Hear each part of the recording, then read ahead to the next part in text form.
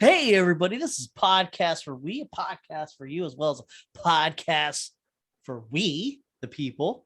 Oh, I'm your host, K-Dog, as well as Eber over there, Eb-Dog. We're here back after a 3-week hiatus. You know, shit gets busy. We have summers, we have lives, like I just thought about, we were having an off conversation about, growing up and teaching people shit. I just thought about something. So my kid, just like when you were talking about your kid, you guys don't know what was going on, but I'm not going to repeat our conversation. But it's Ever was talking about like how he was trying to teach a kid. He was like relating to a kid, and I have something similar to that I did today. So I left to buy my kid a jug at the Walmart for football practice. He needed a huge jug, and for you like can only water get that or something, or yeah, spit in for or what something? for water. Not He's not dipping yet. He's not dipping yet. He's 11, and so we're. I know I can't. I have a set of instructions for him to do when he goes when I'm not there. First thing he wakes up, I want him to do some stretching, and then I want him to make a breakfast, and then he could do whatever, right? And I came home, and he had to have been up for like maybe an hour, and he was playing PlayStation, and I caught him. I fucking caught him. I know he didn't stretch. I know he didn't do anything. And he had did this before, and I was like, I knew it. I knew you were doing that. And we go back and forth, and I go, look, man, I know you're lying to me. The thing is, because I know you're lying, and even if you're not lying, and this was pretty much a bluff, but I was pretty confident he was lying, that he did his stretching and everything.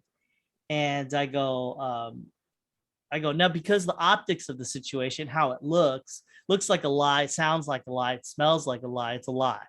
And because of that, I'm grounding you for a week, and if you just tell me the truth, we'll let it go. And then he told me the truth, and immediately I didn't attack him. I just thought, this is a teaching moment. I go, look, Right. man, I get it, dude.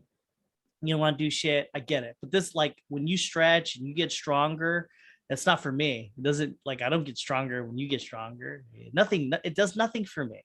I do it for you. I tell you these things to earn, your fun time, because because he's on summer vacation. What the fuck is he going to do? So the least you could do is stretch, right? And lying, what's the point? Because I go, unless you murdered somebody or something, you know what I mean? Yeah, what is lying going to get you? It's not going to really get you far. It's going to make me distrust you and everything else. Yeah, And that's the real damage right there, is a loss of trust. yeah, and I was and for what? I mean, telling the truth is just a better go. Not only don't you have to remember your lies, you just tell the truth, you take your licks, and it's not too bad. I mean, sometimes you're gonna mess up, and that's just reality. And When the trust he's actually gets stronger too, yeah, if they admit to it, because you're like, fuck, he's gonna tell me the truth even when he knows he's gonna get. that's what I hope. Yeah. I hope. And so he bitches and moans about stretching, and then so he does his football practice, and Lord Jesus, man, they fucking put him through the ringer. And then at the end of it, I was just like, so how's stretching? Is it is it a problem stretching? And he's like, no, because he was like fucking burning out. How old is he now? He's 11. Yeah, they grow. From sperms out of my balls to people who could play football. I had a kid try to lie to me today. Not lie to me, but come at me. I just didn't appreciate it. He comes up to me and goes, Mr. Nava, I turned in this assignment, but I don't understand why I have a 0. And I'm thinking to myself, I only put a 0 in if the assignment's not there. So I give them their assignment through Google Docs, right? Yeah, okay. The way I know have what it it set is. up, they automatically get a copy of the assignment as they're Got it. working on it. Since it's shared, I can see what they're working on as they're typing it, right? Mm-hmm. So when the due date hits, I don't even grade that shit then, right? I usually give them like another 3 days. When I grade it, if there's nothing there, I put a 0. So I was like, oh, my bad, let me check and see if I made a mistake. And I look, today's the 26th. It said submitted last night on the 25th. And I was like, it says here you submitted it last night. So what do you want me to do? Stop what I was doing and grade your work? And he goes, no, I had done it before, but I hit the turn in button last night. And I go, oh, okay, my bad. And so I opened up his doc to check the edits. He had edited it yesterday. He completed it yesterday, That's a about lie. 5 minutes before he hit the turn in button. And I go, why you gotta lie to me, dude? I go, it's much better than trying to treat me like I'm dumb if you come up and just be, just own it and just say, hey, Mr. Nava, I know you already graded this, but I finished it and I was wondering if you could grade it when you get a chance. That's much more tactful because you're asking me to do a job that I already did again. You're asking me to do something double because you didn't handle your responsibilities on time. You have to own that and you got to ask me nicely. Not all wolf status, but I'm teaching them tact because when they come at their teachers like that, again, it doesn't build any bridges. If anything, it makes the teachers feel like these kids think I'm stupid. Yeah.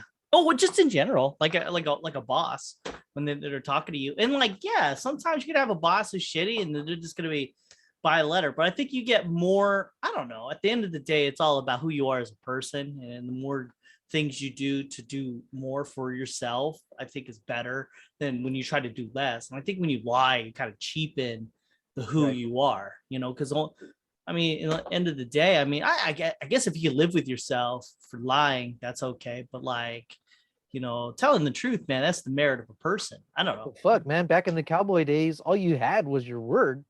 I know Because they there don't was know who no you are. electronic database to double check shit or anything. Yeah, If you lied about one fucking thing, you were a liar. You were branded a fucking liar, and everybody that's said, how it "You was. cannot trust that motherfucker. He's a fucking liar." It's almost like alien to you, like when they would lie, like, oh, so I gave you these goats and you said you would help me out and you didn't for the winter and my kid died. So Carl, it's time to die. Time to die. Time to die. I'm sorry. This is the way it is. Fuck it. Them's the ropes. Well, let's get into the meat of the matter. Let's get into What If, Marvel's What If. All right, do it. Woo! 3 episodes have come out. How many of you seen? 3? 3. I watched all 3. Yeah. Good. Yes. What do you think before we break down every individual episode, what do you think as a whole? I'm enjoying it more than I thought I was going to enjoy it. Okay. I went in like when they first announced it, I was thinking like the What If comics, you're not really gonna. They're like cool to kind of check out and all right, that's interesting, but you never really were invested in it because it didn't have any real stakes, right? Okay. But after Loki, now know, Yes. hey, this shit might actually Yes. have some weight to it. Oh, And then yeah. hearing a lot of the voice acting come back, that was fun. Seeing some of the old scenes, you get some end game feels from that too. Yeah. And so I'm enjoying it. Yeah, no, I like it.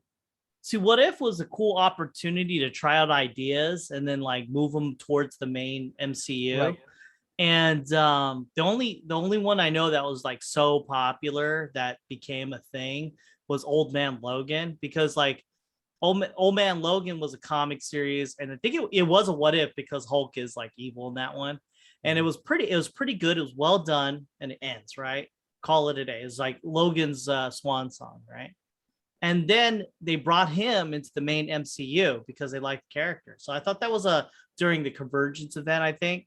But I think that you're right though with the Loki, and they said that this shit's canon. So yeah, they did right in multiverse. Yeah. It's multiverse canon. Oh yeah, It's not so sacred timeline canon, but yeah. multiverse canon. Yeah. So that you got a whole slew of stuff, and I know they're just trying shit out just to try it. I don't feel like it's too woke. It actually feels well done, and I have to say, between DC and Marvel and DC has always been fighting each other. But like the animated stuff for DC was always king, and Marvel always sucked for years. And for the first time in a long time, they've actually started making good content for when it comes to Marvel. Hey, you froze. I'm just saying. Let me pause here. You're gonna hit record? Yeah, for that's where continuity. we're at. For continuity. Yeah. Well, the thing about internet, it's crazy. So I always thought the download speed was what you needed most, right? That's king. But really, and the upload speed is not a real thing that you really need when you're watching YouTube and shit like that. But when it comes for this forum, or if you're downloading shit, like not downloading shit. If you're Well, broadcasting or yeah, yeah.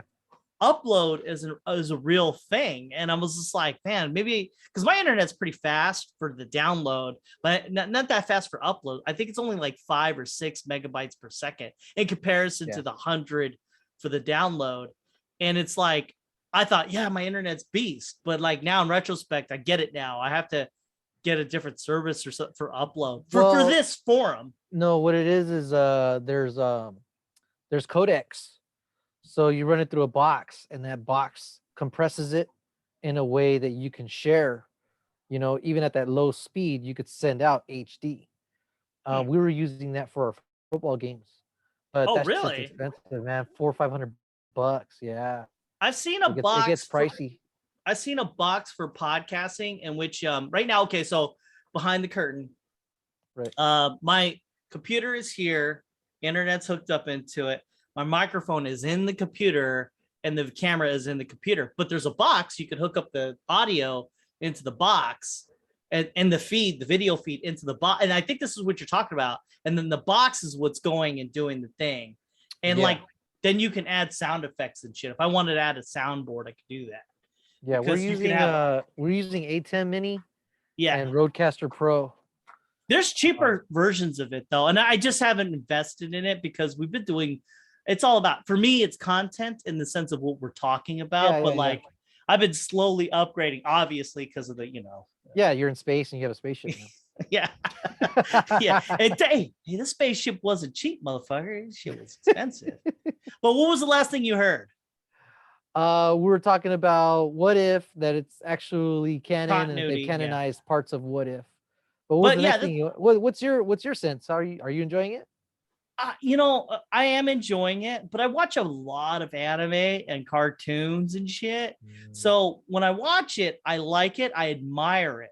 You know what I mean? And I think this is good for the forum of Marvel. Like, I think they could push out more products this way because, for instance, I'm a big Star Trek fan, as we all know. And, like Star Trek, the original show had an animated series, terribly drawn, terribly made, but they had the original voice actors and storylines, so you still got the content of Star Trek, but without the quality of the actual show. And I was like, that's fucking cool. And if they kept pushing forward, they would have had more. You could have had more Trek. You know what I mean? Yeah, the animation for those shows was more like a motion comic.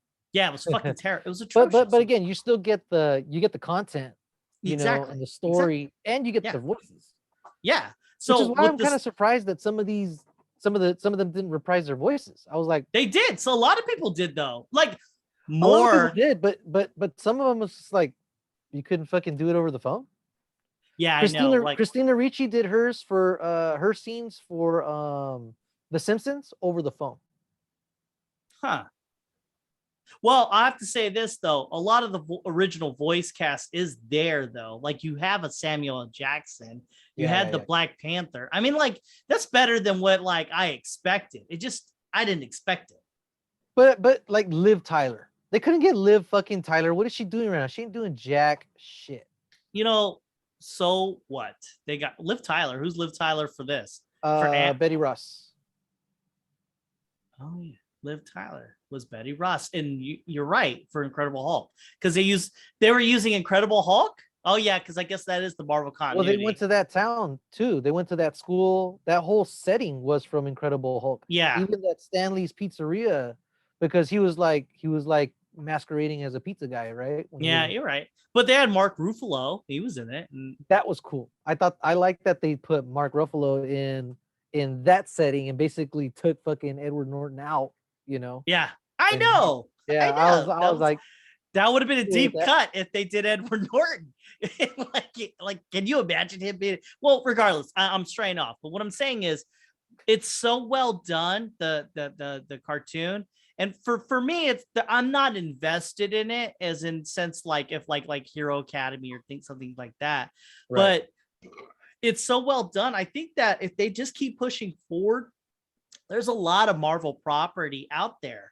and to use the form of cartoons. I mean, like they could really do some awesome things, and they've done cartoons before, but they weren't as well done as this. I feel like this was like what they should have been doing, because they have Earth's Mightiest Heroes, but it got too far. It got too far out there because the Marvel MCU is very, I think we've used the terminology like it's more real-ish. You know what I mean? Like it's not too out there. It's, and so when you the term they use is grounded. Yeah, it's grounded. Okay. The way that they shoot things, the way that they write things, they try to make it grounded. When you're watching the cartoon, it's very grounded in comparison to what it could have been. Like it could have been like way out there, but they did it. They kept it down to earth. Yeah, and that's, I mean, that's what I've been enjoying about it, that it still has that same, it's still Marvel. It's not, they're not trying to be something that they're not. Well, because they're under the Marvel canon, like the MCU canon. So they can't go too far without the Lord and Master Kevin Feige, Feige. He won't let shit just be like, and then Thanos crushed the earth or some stupid shit. He would, as long as it's within like realm of possibility per se, like to an extent. I mean, it doesn't seem too. It is a little goofier though sometimes, the humor. Yeah. Especially this last one. I don't know why the humor in this last one really jumped out at me as like not fitting particularly well. I have a theory about that. I knew you were going to say something about that, but I have a theory about that. I think it's more of a thing in which it's condensed in 30 minutes. So these jokes, there's like jokes in it because Marvel is a lot of jokes, but spread out between 2 hours. So you have a 30-minute thing. So it seems more comical than anything, because if you watch a Marvel movie, genuinely, it's like generally it's like a lighthearted kind of adventure, with some jokes here and there. And so when you have a 30-minute thing, it's more condensed and it's more noticeable. Shit, man. I fucking watched the second half of Infinity War on accident the other day. Why? Because I just wanted to see like one little fight. I ended up watching the whole fucking thing. It's like, God damn it. Every once in a while, I get a twinge to rewatch it again, the entirety of it, because it's a fun go. I'm sure I just watched it maybe like a month and a half ago in its entirety. Endgame too. I think I watched Endgame twice in the past couple of months. That one, oh god, every time I watch it, I like it more. Yeah, I try to fight that urge though, because I like giving it time so that when I revisit it, it's pretty good. Yeah, because I've watched them so much, you know what I mean? Like, so I got to give that like a year or two. I still enjoy them. Winter Soldier, I ended up watching the beginning of Winter Soldier the other day too. I think I watched, actually, no, I skipped to all the action scenes, all the good action scenes. I like skip it to Loki scenes now. Loki. Like that guy, Loki, yeah, like when you see like Odin or something like that, like when Odin and Loki, and like, I mean, man, those actors are so awesome. But let's get into the what if. So the first episode's Captain Archer. What'd you think of that episode? I liked it. I don't like all the criticism that it's just gender swap Captain America with Carter. You're gonna get some variety. You're gonna get some timelines where shit pretty much just plays out the same, right? But somebody made the argument that maybe they were just trying to ease us into this what if idea. By not creating something as crazy as Starchala and this last one, Yeah. That went out. Maybe. All over the place. I mean, I see what you're saying. It is grounded, right? It's just a simple, she goes inside there and instead of him. Yeah. And then, and what's the role that each other plays, because they're both idealistic and both, felt strongly about fighting in the war, despite the biases that existed against them, him for being weak and frail and her for being a female. Yeah. And you know what though? But she was a better version of Steve, not this episode, but in general. When you break down the two characters, she is a better version of Steve in the sense of, given what she has, even weak, right? She still is able to fucking take people on and do all this shit. Meanwhile, Steve, for all his faults, without super serum shit, they never ever, and they should have done this. made him, I don't know, weak. You know what I mean? Like do the heroic thing, like not the What If episode, but just take Steve Rogers. He never had his Iron Man moment. You know what I mean? Like where Iron Man 3, where he's just fucking kicking ass on his own. He was always pathetic forever. The only good thing he had was grit, where he jumps on a grenade. That's about it. But they never gave it, and they had multiple opportunities to do this, to depower him and then try to make him do shit, but they never did it. They never swung there. So Captain America never got that character development that he kind of needed. Well, his depower came in a different way, and it's what I like about what the Russos did. He's Captain America, you know. He's supposed to be part of the establishment, and then beginning in Winter Soldier, he has to go against it, you know, and even starting in Avengers a little bit, you know, he really has to challenge authority to stick to his principles. But once again, they don't do Iron Man. They don't do an Iron Man. Iron Man 3 literally takes away his suit, and Tony Stark reigns supreme. Captain America's not wearing his outfit for a big chunk of the middle of Winter Soldier. Outfit kicking ass, or is it Captain America's outfit kicking ass? There is a world in which you could have made, and they did it in What If. They actually did do it. I'm just saying they never gave Captain Steve Rogers his opportunity to do something without his power, because Steve Rogers was more than just, you know, a bitch. You know what I mean? Like he could have done more. I'm just saying, like, what was his power? Wait, what was his power? His real power? Super serum.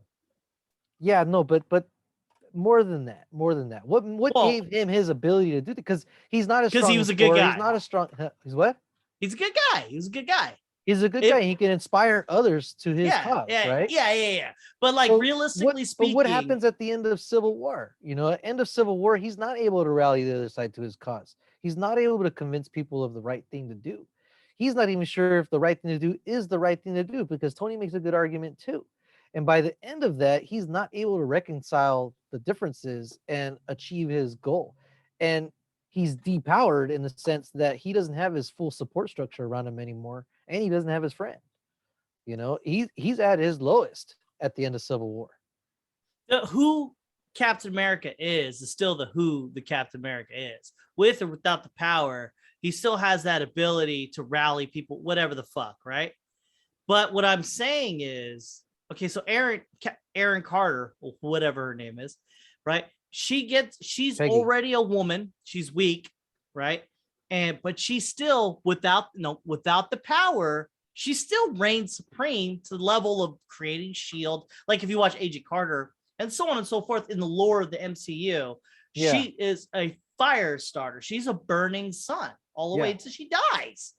And that's without super serum. So what the main point, what I'm trying to get is this. So when they do the What If, and she does get the power, she is just a better version of Captain America, only because she was already better. Like, she was weak and she used her weakness as a strength. Steve Rogers was never given that opportunity to make his weakness a strength, ever. He never did it. He was always super. As soon as he got that shit, he's good to go all the way. He may lose, he may win. He didn't do Iron Man. Thor even had his own fucking moment. Thor lost his fucking power. I think they wrote Cap really good though, dude, because his strength becomes his weakness. He's so idealistic that he really can't compromise. I can see your point. That's what drives the conflict in something like Civil War. You know, it's his strength that is his weakness. His unwillingness to compromise. We don't trade lives, you know, things like that. And so that's why, I mean, I really, really got up on Cap and Thor, even though, I mean, Iron Man's my dude, but I think those two guys were harder to write for, and I think they fucking knocked it out of the park. But if we're talking about who ended up being the better, you know, based on merits, fucking Captain America saved the universe. So if Captain America doesn't have his powers, and you have Agent Carter, right? Agent Carter will always be better than Steve Rogers. Like, he still has that ability to rally people or whatever the fuck as a weakling, but he never did. He just Well, we don't know. exactly. That's a what if. It is a what if. But like, I don't, you know what? He'll never get his heyday. He just won't. Because, and, you know, and they do that though. Like, and so what if? So you get your what if, right? And you got your Agent Carter, and she just fucking does everything better. And like a lot of people were like, yeah, because she's a what? But if you think about it, if you truly think about it, you strip around the secret serum from both characters, who is a better, like just better. She's just better. Well, I think I wouldn't say better. I'd just say more effective, you know, because they both have goodness in them, and that's why that word better. They are, but know, she but is better. Who was more equipped to make a bigger difference? Peggy Carter. Of course. You know, and they even pointed out too, is like, why is she bigger than Captain America? She was already bigger. She was already trained. She was probably already, she's gone through basic training and all that stuff. Yeah, you know, she's just a better fighter. So she's just everything better. And like I'm saying, like, I'm just defending the what if. Like, if you were to give her, and this is why I wanted this podcast, is if you were to just to discuss this. Look, if you give this lady, it's like she's Goku and he was Krillin. It just so happens that Krillin just kicked the shit out of everybody. Yeah, take the sex out of it, you know. Yeah, make Peggy Carter a dude. No, she was weaker though. That's the thing though, because so you like a woman, she's weak, but she uses that and she became strong on her own without the serum. She's fucking. Oh, you're talking about mainline Peggy Carter. Yeah. So you got the two characters, right? You got your Captain America and you got your Peggy, and they could both relate to each other because they were both dealt a bad hand at the time that they had for the goal that they wanted. Exactly. But it doesn't matter though for her, because she still ends up being one of the founding members of S.H.I.E.L.D. and just being an overall badass with or without Captain America. Now you gave her the secret serum. Holy fuck. You know, with a weak Steve Rogers, he becomes, you know, the monument that he is. But with Peggy Carter, who became a monument to her own abilities on her own, you give her the secret serum. And then like, so when people were like, why is she just better? Why can she do this? Why can she do that? I mean, fuck, look at her accolades before the serum. And then you give her the serum. How can you stop her? All that and a bag of exactly. Chips. And then they also give, and this is good writing. I don't know if they lucked into it, but like in the sense of like they were having a conference, because I don't feel like they were doing it on purpose. I feel like there was a writer's circle. They were talking about it. We need something to do with Steve Rogers. And so they did it this way. So you gave him that ability to be weak and then do something with his weakness. And he got the Iron Man outfit, which is at first glance, it's stupid, right? Because why does he have an Iron Man outfit? However, when you watch Captain America, they actually do have those fucking armored dudes. And so when what's his, I forgot his name, Stark's dad, Howard Stark. When Howard Stark gets the alien, not the alien tech, but the enemy's tech, Tesseract. He does it himself. Exactly. And it just worked. It just fucking works. The whole thing worked. And it would have been awesome if you had a sequel to that and Captain America becomes the Winter Soldier. Yeah. I mean, fuck. Well, so okay, there's more episodes. Well, there is. The what ifs are not one-offs. I thought they were. No. So Chadwick Boseman, he filmed or recorded 4 episodes. No. Well, that means that he's in the episodes. I don't think that means that it's an episode just for him. That's why they're ending them on cliffhangers, dude. They're going to put everybody together. I'm starting to wonder if they're all in the same universe. Get the fuck out of here. No, it won't. Oh, fuck. Yes, that would. Oh, my God, dude. The only thing that fucks it up is when Peggy Carter comes back and Nick Fury's there. But then with this last episode, she's not around, you know, and he's looking for OG Cap. So that's the only thing. He finds the shield. So in that one, I was like, okay, so they're probably not in the same universe. No, they can't be, because why would Captain America be in there? Yeah, because he was like Steve. I love Steve. Yes. Coulson. Yeah. So All right. yeah, Well, her, that first episode though was pretty good. It was good. I like the I thought action in that one, dude. That one's been my Yes. favorite one for action. Yeah. I think the action kicks so much ass. It was so cool seeing Lots of good fighting. Lots shit of good with the fighting. shield and shit. I thought That's it why was really, really good. the next one was kind of a bummer. You would think that if you have T'Challa, they would have better fighting. It had one good scene where he does the diving knee on the collector, but that was it. It was a static shot. So let's talk. Are we done with the first episode? What are you thinking? Sounds like we both liked it. Yeah, of course we did. All right. I liked it. I mean, I was blown away by it. I'm not gonna lie. I like the second one, but I think we had more to say about the second one. Yes, we did. Let's talk about it. So in the second one, it was Black Lord. They shouldn't have. Okay, right off the bat, I was like, "This is not Star-Lord. You can't call because him they Star-Lord. were paying attention to the second movie. They weren't because she names him Star-Lord. His exactly. Mom. The first his mom movie. names My him bad. Star-Lord. Yeah, the first movie. His mom names him Star-Lord. His little Star-Lord. Yeah. Yes. So why the fuck is he Star-Lord? Why? Indeed, I don't know. That should not have been a thing. No, it shouldn't have been. But whatever. They wanted the joke. They wanted the joke of them recognizing Star-Lord. You know, wow, it's Star-Lord. Oh my gosh, it's Star. They wanted to be able to do that joke, which I did like. That. I liked it, but it was ham-fisted. A lot of the scenes were ham-fisted. Like I didn't like how fangirly what's his name was. I can't say his name. It's a hard name. It's not what you think it's really hard to say. Dude. Yeah, I'm not gonna even try it. Jimon Hunsu? Something like that. Yeah. It's all you, man. It's all you. I had his autograph somewhere. Did you know that he was in a Gladiator and he tried to be Drax? He wanted to be Drax. Yeah, I read that. Yeah, he wanted to be Drax. Yeah. He's a good actor, that guy. I really like him. He's really good. Yeah, he kind of plays the same thing, but he's functionally that whatever. So does Anthony Hopkins, but we give him Oscars. Yeah, Tom Hanks most of the time too. Yeah. They're all the same guy. Yeah, I had issues with that.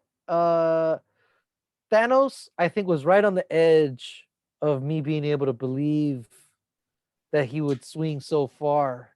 That was ridiculous. I enjoyed him getting nailed by the Black Order. I was like, well, I don't know about that either. But somebody made an argument that, like in the comics and stuff, he augments himself like he does Nebula and Gamora. So since he didn't have that lofty goal anymore, he didn't have to do that to himself to be a strong. No, that's stupid. But whoever said that is dumb. Yeah, but again, my problem with that, it's the fans writing to cover up what the writers fucked up. Yeah, so like you're telling me all Thanos needed was a conversation to stop the, because he said all you need is a good argument, and I was like, that's stupid. But he was too driven, he I do think that that Thanos would listen to you in your argument, and because he's like, what I know of Thanos in the comics, he is of that intellect to listen to an argument, and I could see that. However, even in the movie, but like to change his mind, no, I don't. Yeah, to abandon the whole thing, even after his whole planet had died. Yeah, his planet had been ravaged by starvation. Well, no, if that was the fucking case, then he would not bring it up. Right. He goes, it's only half the fucking, and it'd be random, so it's not really genocide. It's like he's still there, maybe. Yeah, and I was just like, if you convinced him via argument, I mean, he wouldn't still be thinking that way. That's why I was like on the edge. I'm like, that's about as far as I'll bend, in terms of believability. But again, it ham-fisted. We didn't get to see how it went down. It could have been like a full movie arc or something. But again, I just couldn't. I mean, I really enjoyed it, and I do like Black Panther. I really do like the character that he is, but he's a little bit too good, right? So it's like a Superman complex, right? Like like argument, like then what the fuck is this guy doing then while this shit's happening? Same thing with the Eternals. When that shit comes out, we're gonna be like, what the fuck were you guys doing? Like a lot of times I'm like, what the fuck were you doing? So like here you thought Wakanda was destroyed, but you didn't go back to just observe the ashes and pay your respects. You just fucking believe Yondu. Fucking duh. Fuck it, I'm never going back. Shit, I guess my blue alien guy who abducted me is like totally correct. He's so virtuous. I mean, there's so many little things there, but I mean, I did enjoy it. It was fun, but they really just like, that's not Black Panther. I mean, like that's super Black Panther, if anything.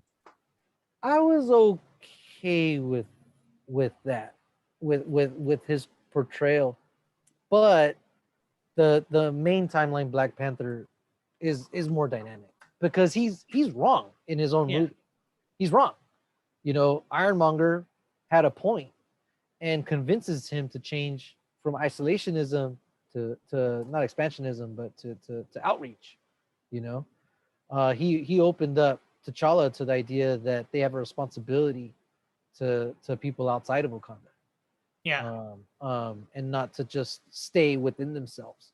But that version of T'Challa was not what we saw, right? The version that Warmonger, was that his name? Is it Warmonger? It's Killmonger. Killmonger, yeah. Killmonger. The philosophy. Ironmonger is Ironmonger is Iron Man's first enemy. Yeah, Stone. I'm just fucking everything up. Killmonger. He has to convince him because he had been indoctrinated. T'Challa had been indoctrinated in that isolationist mindset. But at the beginning of this What If, we find out that he had actually wanted to explore. He was at that curious phase, and so when he gets picked up, he's like, "Fuck it, let's go." My dad's not gonna let me explore. I guess. I mean, like to have a character such as that who's like saving the fucking galaxy all the time on the reg. I mean, it just spits in the face of like Peter Quill in the sense of like, I do like Peter Quill and he's good and he does these things, but I enjoy Peter Quill more than, of course, but Black Panther, they did make him better than Peter Quill. Well, again, it's saying, what if instead of down on his luck, depressed little kid, got put into space? What if this prince that was being groomed to be a king got sent up into space instead? But the character of Black Panther isn't written as such, though. He just isn't. So, like, all we know of Black Panther is what we know from the movies, right? The Black Panther movie, Civil War, things like that. And all we have of this character is he just basically listened to what other people said, got to a certain point, and started deciding things for himself towards the end, right? Of Black Panther, right? So you have this other character, right? He's grown up, he's curious and stuff. We don't know the breadth of this Black Panther. We just don't. So if they're saying that this character is this virtuous and this very intelligent guy and does all these things, I don't know, man. I guess I'll let it go. It's a completely different character. It's a different guy. It's a different guy. The 20 years that passed, they mold you, they shape you. The ordeals and everything, all of your experiences make you who you are. And 20 years of different shit, that goes a long way towards separating somebody. So that would then be nature versus nurture, which we came into with Loki, right? And which was proven by Jean-Claude Van Damme in Maximum Impact. Yeah, because he was a better. He was a better version of himself who wore silk underwear, and he just did better. He just did better. That was a deep cut right there. Yeah, fuck yeah. Yeah, you know what? I had qualms with that. I was like, so here you have this fucking guy who's able to save the fucking galaxy, but he couldn't save his own world. But you're right. I guess, 20 years. My big plot hole is he never went back to check it out. It's not a big deal. They could fucking just do a couple jumps and check it out and be like, man, this is where my dad's at. All right, peace, Dad. We're gone. Yeah. All right, let's go. Yeah. All right. Well, shit. I mean, what do you think about the Beyonder being not Beyonder? That's the Watcher, brother, the Stranger, the Collector, Him being all ripped and shit. I fucking loved it. I don't care. I I thought it loved was it. cool. I thought it was I cool. thought it was Because cool. he's going around collecting toys. He's probably augmenting himself because he's kind of had, his free reign without Thanos being Yeah, around so they to made protect him him. a criminal lord. Like I didn't feel like that's what that character was. He was, Like, he had ties, right? But that was kept in check because he wasn't the big dog, I on guess. campus. He wasn't the big man on campus. He wasn't the big fish. But Yeah. with the lack of other fish, with Starchala, eliminating the other fish, it gave him a chance to grow. But that was cool. I didn't think it was Benicio del Toro's voice, I but didn't it think was. any of their voices were their voices until I like looked it up. Yeah, I couldn't believe it. I I couldn't believe it. I couldn't believe they paid these people this money to do a cartoon. Like I Yeah. was shocked. I really was. But it was cool that they did it. Yeah. And then I have to say and then let's bring up the Thanos thing. I felt like there was more in the tank for that. Thanos really should never have had a bad it. Everything should have been easy for him at all times. Like there's nothing. He's stronger than the Hulk just walking around. Exactly. And he can fight. And he can And fight. he can fight. And like I think about those characters and they're fighting. If they were to fight Iron Man, I don't think they would be able to have that fight. And if they were to fight Thor, I don't think they would have that fight. So here, Captain America, let's just put him aside. But the Thor and Iron Man are pretty heavy fisted. And Thanos took 3 of them on at the same time and was winning. So he's fighting these fucking people and he's getting his ass kicked. Not winning, won. Oh, he beat them. Yeah, he did. He beat them. Yeah. So like, yeah. So he's fighting. He beat 2 Thor hammers and a tuned up Iron Man. And I don't think those characters could have done that. So like all of a sudden they're fucking him up. I was just like, but I let it go. You just got, you gotta. I chalked it up to, again, this is how good the original Thanos was. His drive, his singular focus sharpened him like a blade to cut through whatever he needed to cut through to get to his goal. I guess. Even his own fucking love for his daughter, he had to cut through that, and he had that resolve. And so I don't know. I think of that like as a Rocky moment, But again, that's us writing shit to cover up for the fact that pound for pound, Thanos should have handed them their fucking asses. Oh, he should have fucking destroyed them. All right, how about he should have did like a fucking 32 hit combo to one of them. Shit.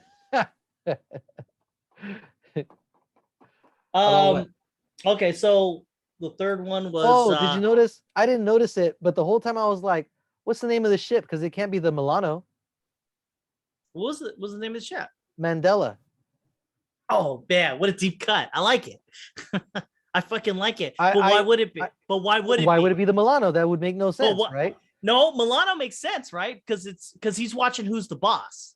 Yeah, no, for Starlight. That's what I'm saying. Yeah, it wouldn't make sense. But why would Mandela be anything to him? Because he's raised on Wakanda, and he's trying to leave Wakanda. So if anything, it should be named. I mean, it's fan. But that would still be somebody that they respected, because if he left in the 80s, the early 90s, wasn't Who's the Boss in the 80s? I thought it was okay. It could be 90s. Fuck it. Let's go. We could do this. Well, I'm trying to think of when Mandela really came up. I want to say he came up like around 93, 94. Okay, we'll go 90s. He might have been in prison at the time though, so people knew about him. I guess. Maybe if you heard about him, why are you trying to help him? I don't know. Yeah, you think you could go back and fucking help your dude out, right? I know, because he already saved the fucking galaxy. Why not save Earth? I don't know. I mean, fuck, man. I mean, shit. You're trying to feed fucking worlds with your exotic particles and whatever the fuck. I thought it was good. I enjoyed it. I like seeing Nebula in a good way. I enjoyed it a lot. it's fun to poke holes at it, but it was a really well written It was thing. fun to watch. It was fun to watch. Yeah, I think it was enjoyed well it. constructed. There are plot holes, but whenever something's well made, I don't care that it's bad. Yeah, they are literally trying to give us a movie experience in 35 minutes. So yeah, okay. So let's talk about the third one, which I think of all three was the lower of them, but not to say it's bad. Like I genuinely like the first one, the second one, and the third one is where it's at. The third one, it's not number one. I couldn't buy Michael Douglas's character going that far. So What made him go so his that daughter far? dies, and he would go crazy because he already hated Shield. For losing Janet. Yeah, he already hit, and then he loses. I could see him snapping, but for him to go this far, I don't know. Yeah, I could have seen him snapping, but going after Shield, not going after heroes. But yeah, I didn't get that. Yeah, that was such a leap. It was such a like. He could have gone after, like Nick Fury and anybody else within the system that was around at the time. It should have been when they're already formed, or that too. Yeah, because then they would have been like, we're not gonna let you. Yeah, we're not gonna let you kill Nick Fury, and it's like, okay, it's me versus you, and basically like a Batman versus Justice League fight. Yeah, but you figuring out that, hey, shit, the who done it. I thought it was cool. It was cool. Like, let's make a who done it. I was like, okay, let's do this. All right. Yeah, it made sense. Everything that happened made sense. Yeah, I mean, like, you watch it again, it all makes sense. It works. You're right, though. The snap, the motivation doesn't work. I think the motivation was the only part I was like, yeah. But I like Loki. I like the fact that he's like, you're spry for a fucking old man, and then it turns out it's Loki the whole time, because it was so fucking cool when he goes, wait, it was just fun because he's a guy. And my girlfriend kind of picked up. She was like, shouldn't he be stronger than that? Like when he's small, because the rationale that they use is, okay, now you're still your mass, the mass of a 200-pound man, but focused down to the size of a bullet. So you're gonna smash somebody, Yeah. So really, when he did the hand thing, fucking Ant-Man should have gone through his hand. Exactly. That's like trying to swat away a bullet. And my girlfriend was the one that picked up on it, so I was extra turned on after that. So when it was Loki, though, it was cool though, because like so this is how much attention to detail she said that. She said that right away. I was like, it's Loki. As she said that, I was like, you're right. It's probably Loki then. So what's cool about that though is that, okay, so Loki in his own show is getting putzed around by a bunch of people, like left and right. So you're like, well, fuck, isn't he as strong as, like, not like Thor, but like at least like strong? And so like when you're watching the this thing, he is strong. I think strong. Well, I think Odin might be out of the picture by then. So Odin has a heart attack, right? So he has the Odin force now, he's leveled up as he doesn't get Odin. No, in Thor 1, he doesn't get Odin force. Or it's just because they get their power from Asgard, right?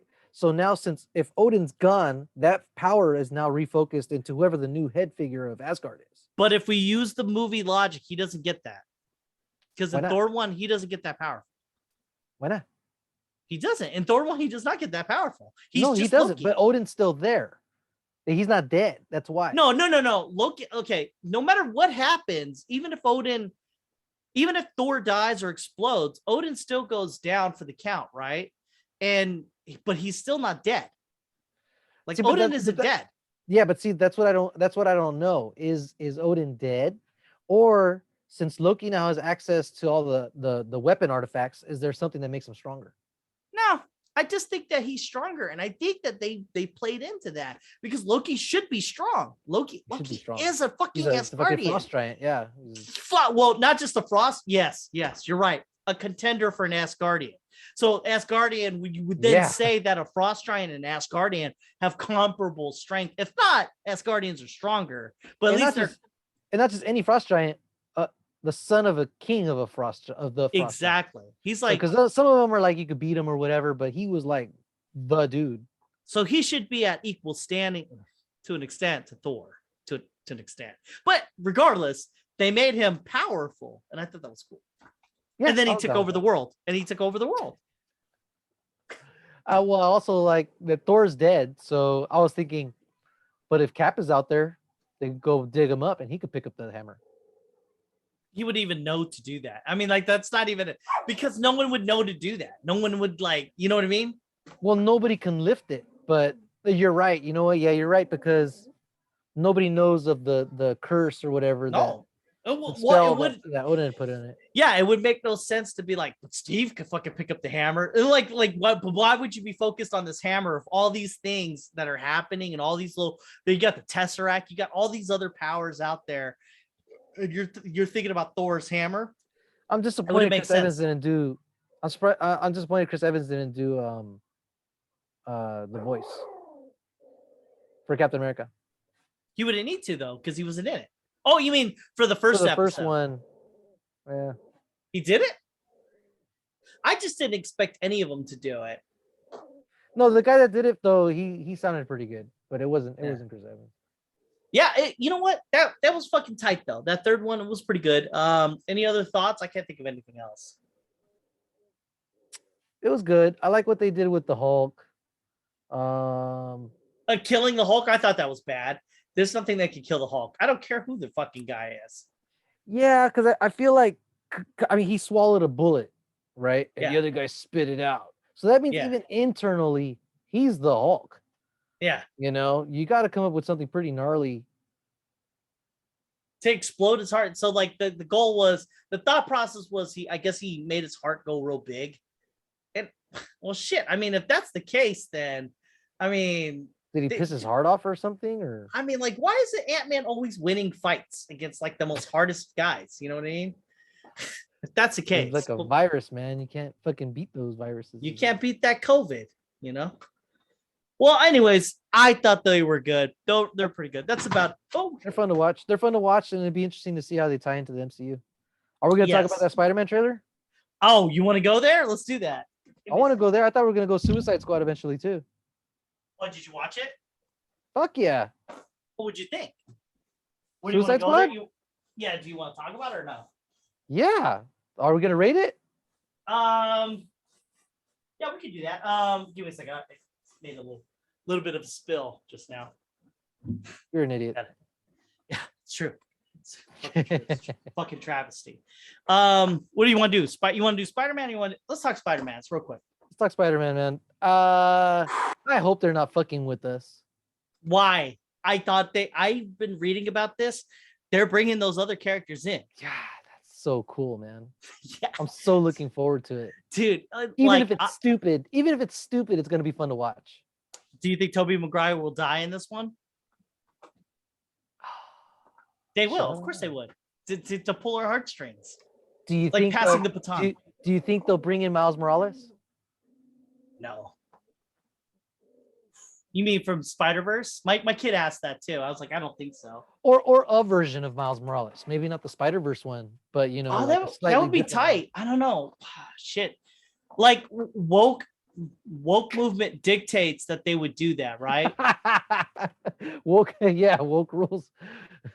But at the same time, I don't know, man. They were really maybe to create a very been around a while now. I don't think it'd be like a woke thing to do it, but it would be woke, right?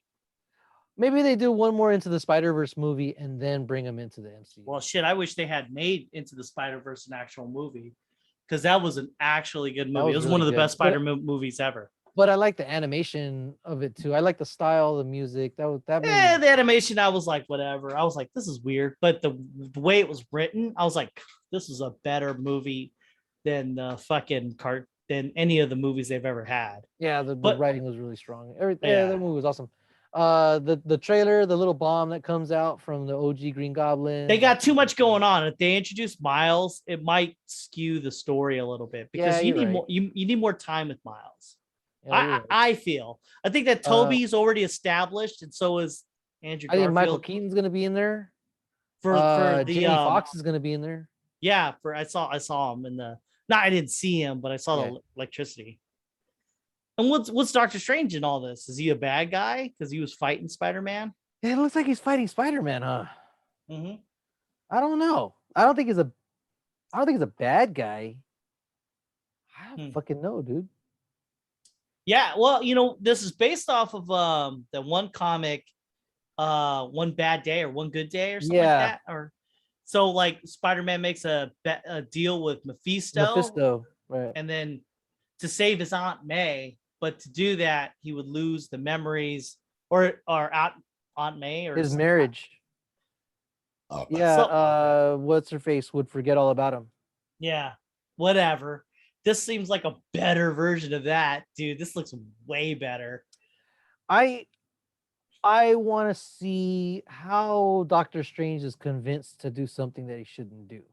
I want to It looks see. like it was such a quick move. Like, oh yeah, Yeah, let's it's do like, that. hey man, could you think you could fuck with everybody's memories so that I can have a normal life? Yeah, let's do it. That's what it looked like. I don't know. If it's as simple as it looks in the trailer, I don't like it. I Well, don't like it. yeah. He's the master of the mystic arts. He should know better. I don't know. We'll see. They have a lot Yeah, we'll going see. on. They have a lot going on and character arcs and things like that. I mean, you're bringing William Dafoe in, Jamie Foxx. I mean, it's so much. Like I said, even if it's stupid, it's gonna be a fun watch. Oh yeah, definitely. You know what? When it takes place, this movie When pre Shang-Chi. I know. do that. I know. Yeah, Why would they do that? well, because Wong is leaving the sanctum to go to Asia, and I guess that's where he ends up. Yeah. I was like, fucking why? But whatever. I think it's because they need to release something now. Do you think Shang-Chi is gonna be a good movie? I don't think so. I think that's why they're releasing it now, first, I because think it's it gonna seems like from here they're ramping up. Imagine it look from here, Spider-Man, Doctor Strange too. multiverse, Love and Thunder. But from here on out, it's almost like back to regular Marvel stuff. It feels like the next few movies are gonna be fucking awesome. But Yeah. then Shang-Chi comes out, and I'm like, ugh. It feels like they're just trying to get this out Out of the to, way to get it Yeah. out. So that from And then on, it's just all uphill from there. and like in my head, I'm thinking this is gonna be such a garbage fucking movie. I'm looking forward to it because we're all gonna watch it, but I'm keeping my expectations really low. I'm curious to see what it is because I don't know shit about Jank. When does it come out? Huh? When does it come out? The third. Seriously? Wait, when do I fly in? The third? The fourth. The fourth? Oh, the third. You fly in the third. But I come in later though. I come in at 6:00. So what time you guys late, watch but, it? But we have tickets for the next day. Oh, you do? Yeah. Wait, do I have tickets? Yeah. I didn't buy. You got me a ticket? I got your ticket. I got you and I got Chato. Oh, that's fucking great. On the off chance that he. This is Saturday? This is Saturday? That's Saturday. Oh, this will be a good day. Saturday. And I just talked to Weddle right a little while ago. No, yesterday late. Yeah. He's working half day that Saturday. Just to make it work. So we'll probably meet up at his place. We'll leave my car there and we'll ride. He's got a big car, so we'll just ride with him. I'm renting an SUV. See, and when Nancy was talking about that, I don't know. Well, do you want this part of the podcast? Oh, it doesn't matter. When we were talking about renting a car, I was gonna say, Kevin doesn't really need to rent a car, but I figured maybe you want to go visit people. Maybe, yeah. I don't know. I'm not used to not having a car. That's the thing. Yeah, I'm the same way. Even if I ended up going to where everybody has a fucking car for me, I'd probably still want a car for me. Wow, that's cool. What are you getting? This is SUV. What kind? Oh, wherever I go to the fucking Hertz, it's already bought. So it's like an SUV. It's white. That's why it's like whatever. I'm not into big cars though. That's the thing. I hate. Neither am I. But big cars are fun when you're hanging out with all the people. Exactly. It's just I've always liked big cars when it's all full of people. My car now is longer, and I don't like that. What are you driving now? A Ford Fusion. Oh, I like those, dude. It's too long. I don't like it. I like those. You look like a fucking cop, dude. Everybody probably fucking hates you. What color Dude, is it? I like it's silver, but You're a fucking cop, you asshole. I like the boxy shape of a Evo or a Corolla. I like that boxy sedan look. I don't like the elongated sedan. I like the full size sedan. You like the mid size. yeah. But compact you know sedan. what? It's very comfortable. So that's a new thing for me. Yeah, we're talking old man shit now. Let's talk about my Porsche. It goes 100. Yeah, yeah. Let's I like the talk about Porsche. midlife crisis shit. I like Porsche for one Porsche, and two, it's fast, it's maneuverable. I like your car for the size of it. You know, I like smaller cars, me personally. Yeah, no, I'm the same way. Yeah, I just feel like the lower to the ground that I am, the more I can feel. It's hard to explain. I'm not a car guy. I just know that I can feel things better in the sense of like I'm more in tuned with the world and stuff That's like a real that. thing, Like dude. it's like Driven. You know how when he sees shit, like that's how I feel in a smaller car. When I'm in a bigger car, I feel more detached. Like if it has a really good suspension. When I drive my girlfriend's car, it's higher up. So when you make a turn, you feel like you're swinging over the top like this. Yeah. But in my cars, when you take a turn, it feels like it's pushing you into the seat like Yeah, this, it feels like a roller coaster, not swinging you like a pendulum. Yeah, the car that I have feels like I feel like I have no teeth, and I don't feel like biting because of that. So I don't really push it. I don't do anything in that car. I drive big cars slow. I drive like a bitch, man. When I'm in an automatic or a bigger car, I'm just like 65. With my Corolla, I was always doing like the coolest things. Like you drove but like with crazy on that. but with the Fusion, I don't feel like doing it. Like it's weird. It just changes my. It's not as fun. It's not as fun because it's not as engaging. It isn't. It isn't. Like if I had like man, it's like driving with a condom on. Yeah. That's driving with true. a condom on. Yeah, because it doesn't feel right. When I make a turn, I feel like it's sluggish.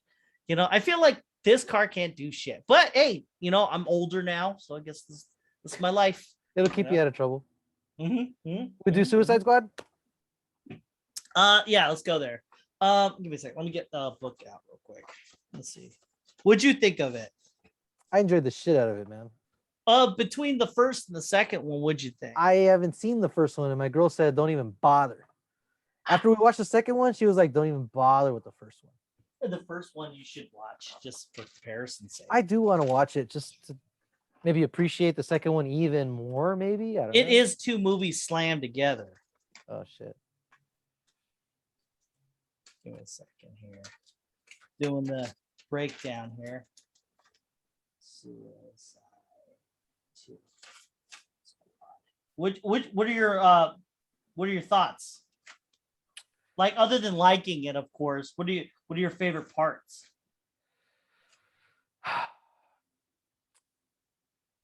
You know, a lot of reviewers and shit, they use like irreverent to talk about shit. This is the first time I really felt that. What do you mean? Explain. It's really like counterculture-y, but not. It's violent. It's subversive. Was it subversive? But it's still what you expect. But you didn't want what you expected to happen. You know, because they're the Suicide Squad. There should be people dying, you know? There was not enough of that, I would say. Yeah, we get enough of that at the very beginning. Yeah. And then throughout, you know. When Rick Flag goes down, dude, I was like, fuck. Oh, yeah. That was I didn't care, though. I cared. I don't even fucking... But I cared. You know why I cared? Because of John Cena's reaction. He stabs him and he's like, fuck, I did it. You know? It's like it's done. That's it. Because he really did respect him. He even tells him, you know, you're a patriot, you're a great man and all this stuff, but I will go through you. You know, I will kill you to finish my mission.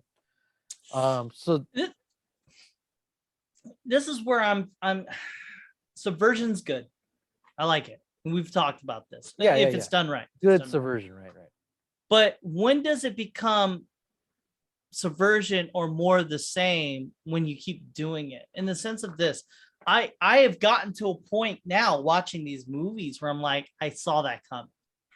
Like, oh, I bet he's gonna say something witty. And then So those weren't, yeah, and those weren't well.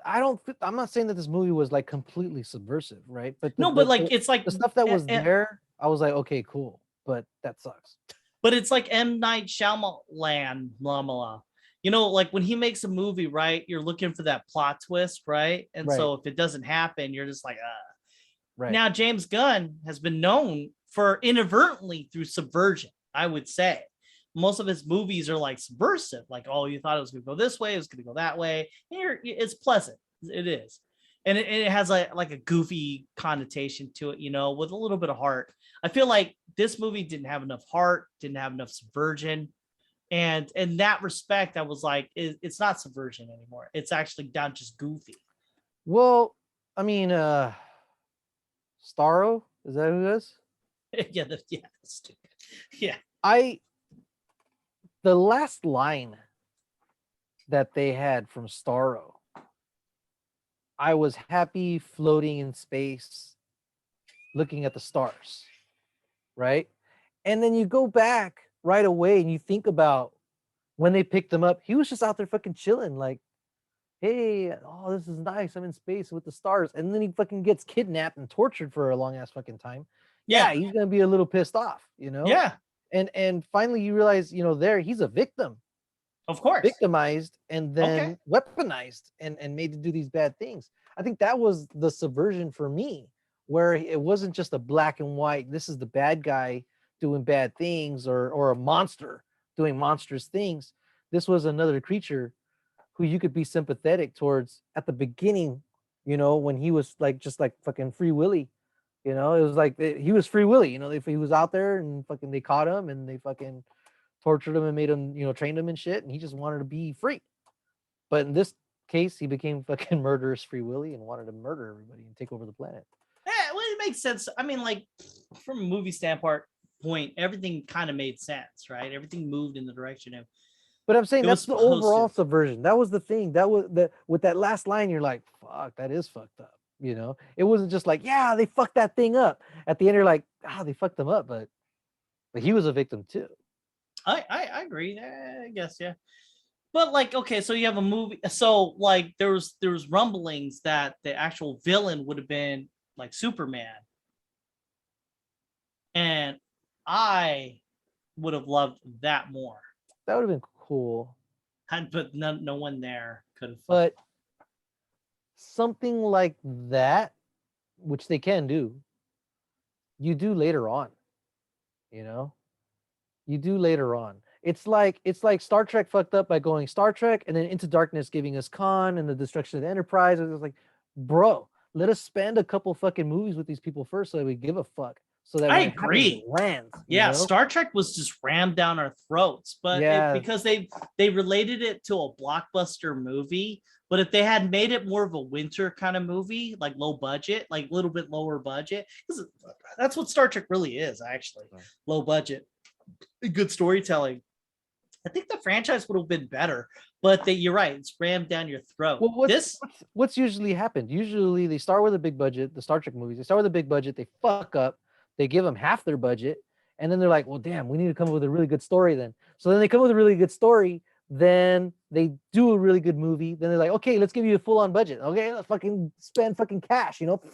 Oh, we fucked that up. All right, we're slashing your budget again. Okay, now we got to make something really good. Okay, The Voyage Home. True. All right, and then that's true. And then they're like, okay, great. And then they give them fucking the Final Frontier, and it's terrible. And it's fucking terrible. And then you're right. Then they give them like almost nothing to do Undiscovered Country. And it's the best. Yeah, I agree. Fucking awesome. I know. I remember it took me a long time to watch it. And I was turned off because I was like, they're old as fuck. And it came around a time that Simpsons did like a they stung them, right? They said Star Trek 12, so very tired. And it's like old Kirk, and he's like, it's cold and drafty. I complain, but nobody listens.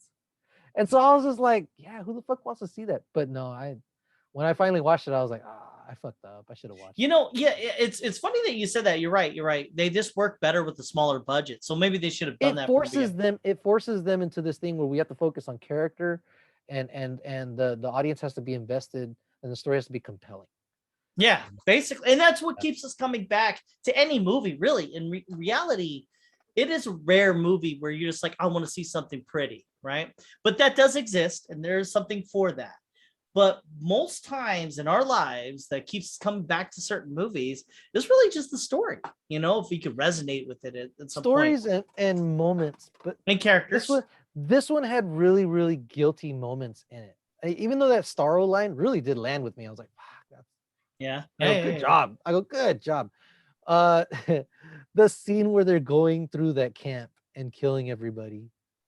Oh yeah, and it turns out that they're actually they were freedom fighters. But when John Cena walks by that guy that's laying there on the sick bed, and he's like stabbing him with the axe. Yeah, that was so good, man. I've never appreciated John Cena that much. I think that the strength in that movie was the comedy of it, you know, and the darkness of whatever. But like, it's one thing to be dark, right? But it's to make it comical, you know. And I thought that's where the strength of the movie is. I do feel though they should have made, I don't know, stronger character development in the sense of like, I don't know, like there should have been focused on one character to create, I don't know, a connection to the movie like throughout. But they did it. Like they tried, they did it. They fucking did it. You know what? There was a really good breakdown that I watched, and I mean, I already kind of keyed in on it, but they crystallized it, and it's Bloodsport. Yeah. You know, he has that messed up relationship with his daughter. Mm-hmm. Right, and then he meets Ratcatcher 2, who also has a messed up relationship with her father, who's gone, right, and she becomes the proxy for his daughter, and so he kind of takes that responsibility and kind of starts with her as taking on the leadership role, right, and by the end learns to become a leader and learns what it should mean to take care of a daughter, right, and how he sees how fucked up Ratcatcher 2 is and doesn't want that for his own daughter. And so I like that, but I think them not harping too much on it kept it from getting too deep. Like I feel like James Gunn didn't want to be as deep as like Guardians 2, but not as shallow as, you know, a straight up popcorn flick, you know. He wanted to be right about here. You know, I felt it was like Guardians of the Galaxy 2, but light. Like it felt on like the character development. Yeah, it felt like a cheaper version of it. It just did. Yeah. And I think that I agree. They squandered a real chance to make I mean, like really for this failed franchise, really should have brought the big guns. Like I really do feel like he made a disservice to it by not making that connection. I mean, like it for the most part, it's all right. But that should have been your first Suicide Squad movie at that point. Well, again, you got to make that transition, you know, from one to the other. It might be too jarring for some, you know, if there's any people out there. I think he could have done it. He could have made it. He's done good movies before. He could have done it. Maybe. But regardless, though, I mean, you really got to watch that first movie just so you can have an appreciation for this one. Yeah, I'm gonna watch it. I was surprised to see Taika Waititi in it. Oh yeah. Ratcatcher 1. Yeah.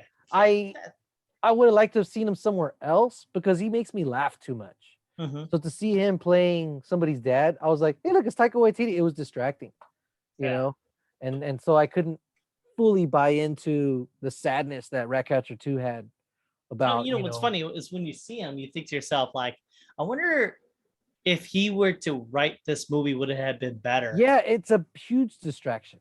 It's a huge distraction. Because when he's Korg, that's a distraction, but it's a funny distraction because that's what Korg is meant to be. He's the comic relief guy. You're not supposed to be invested. When you see him on screen, there's nothing really too deep happening. they have one really deep scene, but the focus is on Thor, not Yes. on Korg. So yeah, I would like to see Taika do something else. I feel like he's just a better writer than James Gunn, and that sucks because Guardians of the Galaxy 2 is one of my favorite movies. But the only reason I know James Gunn is through Guardians of the Galaxy because he took a shit property and he made it really good. Yeah. And so I felt that. So my expectation of that would be he could take this failed property and then turn it into something. And I feel like what he did was he started it, and maybe if he given another chance, another movie, I think it could be done better. But this movie, I would say, is basically average. I'd like to see it done maybe 2 to 3 years from now. Yes. Again, if there's a third one, it's got to be later. And you gotta raise it now.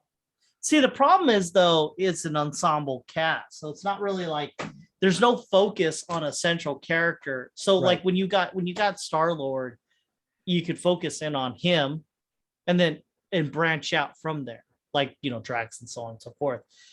Unless he gets deeper with that guy, and he can because it's Idris Elba. He is good at everything. So if you get him and you just push a little, I think you can make something really good. I was kind of surprised he made this movie. I know, right? He really shat on Heimdall. He really wanted to get the fuck out of that. I don't know why. Yeah. He fucking did that Fast and Furious movie, the Hobbs. That was a good movie. That was a good movie, though. If you watched it, it's really good. I'm not a fan of Fast and Furious. I am not. But I watched that movie with no knowledge of Fast and Furious, none, other than like what I'm getting at is that he plays a super person again.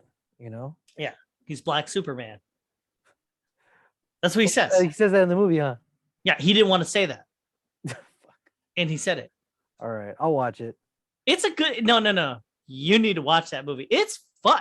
I've watched it 3 times. It's good. It's good. It's like, this is not the movie that I go back to in the sense, like, this is not a movie like, oh yeah, let's watch it. I watched it just purely for my kid. And I was like, I don't like these Fast and Furious movies, but I like The Rock. So let's do this. So I watched it, and it was fucking amazing. It was better than this movie. Let's just say it's so good. It's so good. It's so good. It's That's high praise, dude. Yeah, this movie's trash compared to that one. But like, you really got to watch that first movie to watch the second movie, and you'll be like, wow, somebody gave a fuck. I mean, it's like fucking crazy, because like what happened was that first movie is 2 movies. They just like rearranged it, and you can tell like there's plot twists that don't make sense. You're like, wait, how's that a plot twist? Wait, didn't she make the fucking team? How is it that she fucking knew she needed to be rescued? That's so stupid. I don't know. I actually do want you to watch that first movie so I can break it down and make fun of it. It's so fucking bad. It's so atrocious. Like, I try to do a DC, like Marvel. I try to do a DC runoff because I really like Man of Steel. I watch it to this day. It's still that good. And I've watched what is the other one? Batman versus Superman, the uncut. Mm-hmm. It's a really good movie. And it's watchable. It's really good. It's really fucking good. And then Justice League, the uncut. I mean, these are really, you watch these 3 fucking movies and they're really good. And then you get that Suicide Squad. So and Wonder Woman. Oh, Wonder Woman's really good too. Not the second 84. one. Yeah. Oh, Jesus Christ. That's so fucking God. That's a dumpster dive right there. All right, let's rate it. Visuals. Damn, that movie looked fucking good. Yeah. 9. I give it an 8. Yeah. That movie looked damn good. There's a scene where the building's falling over. It just looked fucking real. I don't know. It's looked super fucking good. The visuals for me, although the special effects were really good, it looked real. All right. The reason I give it an 8 is it's like standard. Like, everything was standard. Nothing blew me away. It wasn't like some cosmic scene or anything like that. So when you watch Interstellar, really nothing's really happening. Honestly, it's just lights. A scene that jumped out at me too was when King Shark is walking into the aquarium and it's him from behind, and you see his head kind of doing like a this thing as he's walking, and looking at the aquarium. I just thought I loved how it was composed. To me, it reminded me of like when I'm walking behind my dog and I see my dog's head kind of doing this Yeah. thing, He looked and real too. it endeared me to him because I Mhm. felt like I was walking him into the scene, and he was making friends and shit. And it looked I liked how he awesome. looked. I liked how he I- looked. He looked real. Like the yeah, he looked texturing really of him. good. He wasn't too fake. He wasn't too real. No uncanny valley. He just looked real. Like it And was I love that Stallone voiced him. oh yeah. Definitely. That's just fuck- I was- All right. So story.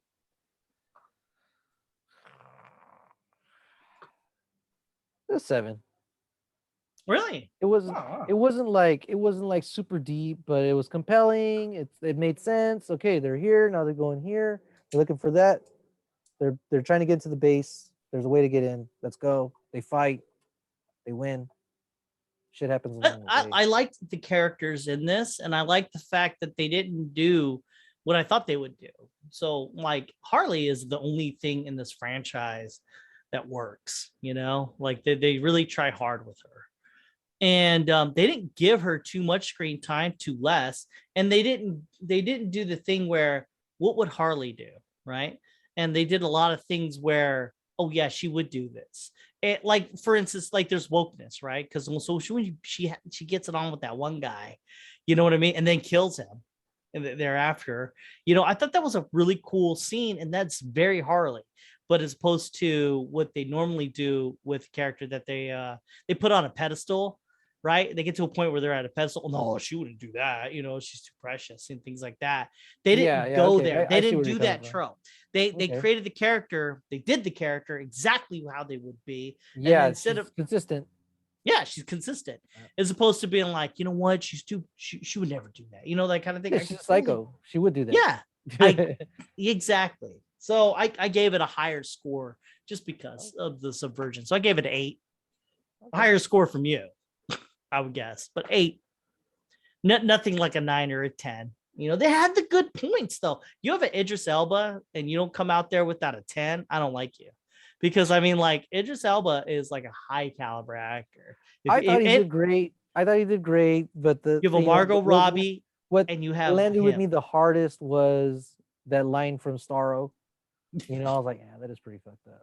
You know, No, I found that line as poignant as well. It's just that you have these two actors, and they're like the caliber of Margot Robbie and the caliber of fucking Idris Elba is so high that you add a John Cena, you should have came out of there with a 10, but you didn't right at that level. I mean, like you don't. let's get to rewatchability. All right, all right. What are you thinking? Rewatchability then? I'm putting it up at like an 8.5, dude. I instantly, when we finished the movie, went back and started going and seeing scenes again because Really?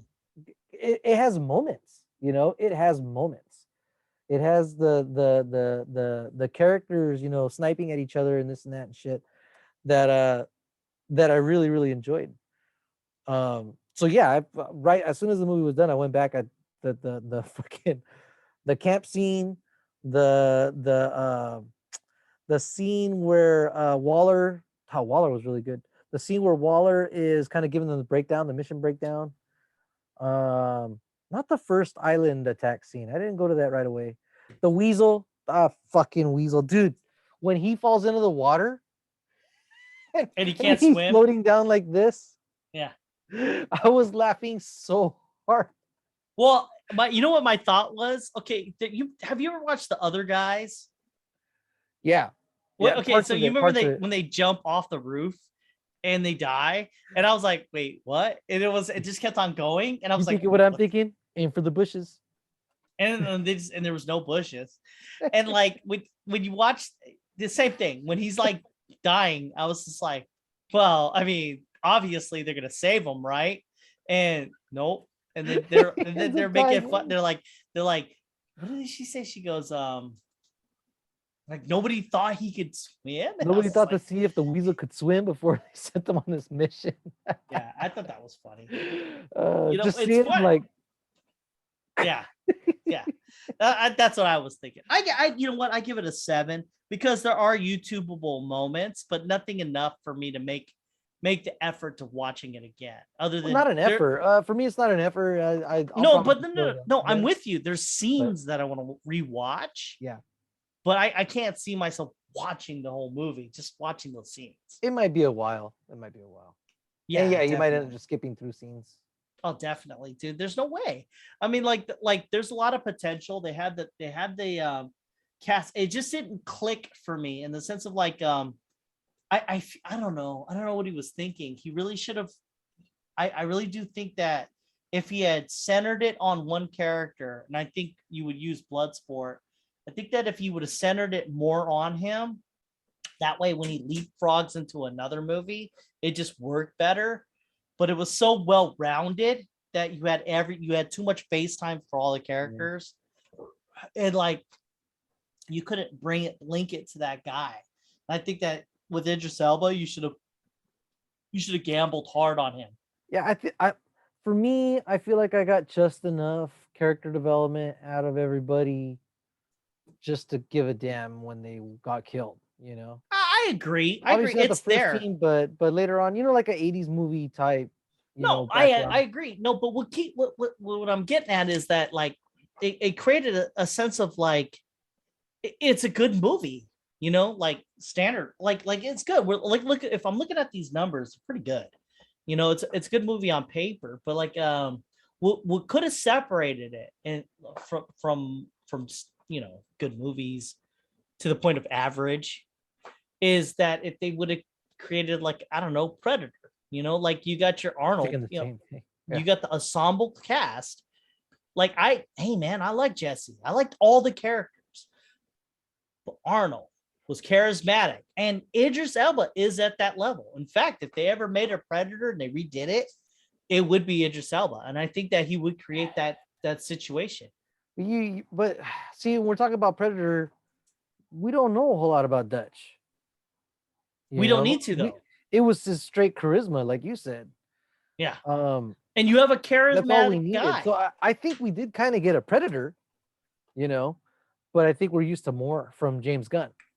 Yeah, well, yeah, you're right because like the way he did with that Star-Lord character.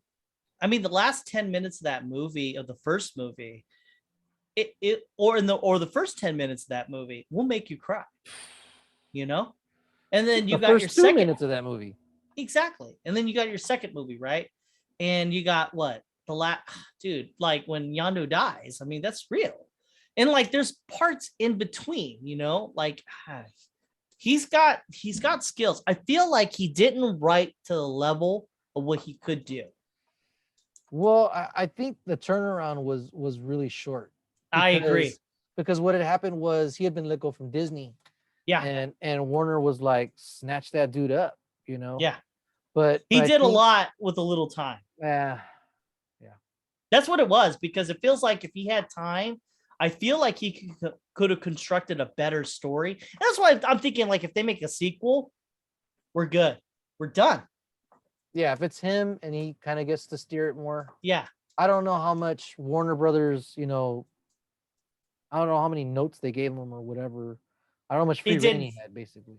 I feel like he had the entire enchilada. And I feel like that was just preparation for the next thing. So I hope that they, from moving on, they give him more, because I think that he is not better than Zack Snyder, but like different, let's just say. I think he's got a tone and a storytelling that is wide enough and entertaining enough which can bring somberness and sincerity without having to be dour, you know, Yeah. and heavy Yeah. the whole fucking time. Yes. In fact, I think that if he had been able to consult on like maybe say Justice League or Man of Steel, I don't know, man. Those movies are really good. If you let Zack Snyder do it's like a good symphony, dude. When you have a good symphony, it's doing like rah, rah, and then it has like cool little, you know, calm moments, and then whoa, you know, swings up again, and it adds, you know, excitement to it rather than just fucking sitting at the top the whole time and having everybody playing their instruments to the max the whole fucking time. It's just noise. Exactly. You get that variety, and you get somebody that can weave those different highs and lows together, and man, you get everybody, man. You get everybody. Yeah, I agree. So engagement. Fuck, dude. I mean, I didn't. There wasn't a point where I wanted to turn it off. There wasn't a point where I felt it was slow. I've seen complaints that it was slow in this part, but I think it was a breather that was necessary. I was engaged the whole fucking time, dude. Me 9. too. 9. Yeah, I gave it 9. Yeah. Man, we rated this movie higher than I thought. Yeah, The music. 7. I downloaded some of the soundtrack. I thought the music that they picked was good. But as far as like score, I don't remember a goddamn thing. Exactly. I gave it a Yeah. 6. Bad. Yeah, it wasn't. There's no big whoop. They didn't do like if you watch the first Suicide Squad, it's a lot of like cover music makes no sense. I mean, it's cool that it's in there, but it doesn't make sense for what you're doing. And in fact, Right. it's like it's so weird. It takes 30 minutes to introduce the characters. So Like I just started playing Ace Combat 7 again. Ooh, Like I never nice. finished it. My favorite fucking series, right? Mhm. Never finished Ace Combat 7.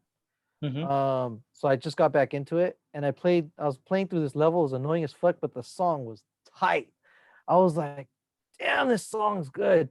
And then after that, I started watching like reviews, and as everybody's breaking it down, everybody said this song is the fucking song. And so there's that when you get that many people that when you could hear a song and just know that that's a fucking jam, and it gets stuck in your head, you know that shit's good. I don't remember a goddamn piece of original music from But that's Suicide why we Squad. rate these movies the way we do. We're like, hey, look, if it doesn't have X, then it's not that. And I'm Yeah, I'm critical like that. in The Mandalorian, they talked about they didn't use any of the original Star Trek music until Luke comes out. Luke comes out and they're playing Tatooine and Luke's theme and just fucking hit him with everything, you know? And so, yeah, the music is definitely a layer. I think we're right to include it in as part of our rating. It's good that we do that, though. I mean, Yeah, it really is. All right, give me a second. Let me divide by. You son of a bitch. Divide by 6. That doesn't make sense. Yeah, because we double count the one score. Yeah, I did a point where I'm like, let me pause this shit real quick. So I tallied it all up. Eber gave it an 8.1. I gave it a 7.5. I have to say, that is, man, our rating system's solid because I do feel like that's the number. You know? Yeah. Like, God, I really like the way we came up with this whole generic way of rating things. But like, yeah, like if I were to rate that movie, that's what I would give it. I think rewatch is the score, you know. It is, right? Because something can be awesome, you know, like the second Ant-Man movie, great movie. I liked it, but I'm think not I've only watching it watched again. it twice. Exactly. It's not one that I think about going back. You know, I keep going back to like Winter Soldier. Yeah, and so like, and then when you compare it to a movie as like old as like The Thing, right? Like it's still good. Graphics have nothing to do with like that movie, but because of the rewatchability, you give it that number. I think because I feel like when you revisit something, it's because it had some value in it that you want to come back to, and I think that's what makes a movie timeless. Yeah. You know, when you just want to go back to it every once in a while, you've seen it, you know what happens, but you're still engrossed in it. But it should have more of a say because, like, why are you rewatching it? Obviously, because it's good. If it's good, but like you didn't rewatch it, then was it good? So it gives you more depth, you know, of thinking of like, why is it good? So I thought that was a pretty good assessment. I liked it. I think that it's a good starter movie. And if it was the first movie, I think I would have been more lenient, you know? Yeah, I'm wondering with James Gunn coming back to Thor, or not Thor, but Guardians Volume 3. Where Where is he going to be putting his energy? Yeah, will it be as good? Because like if it's I don't know, it feels like his energy level is like, Or is he gonna purposely sabotage it just to fuck Disney over? because DC like the way he wants to write shit, he's more attuned for DC. Yeah. Because he's darker. DC is darker.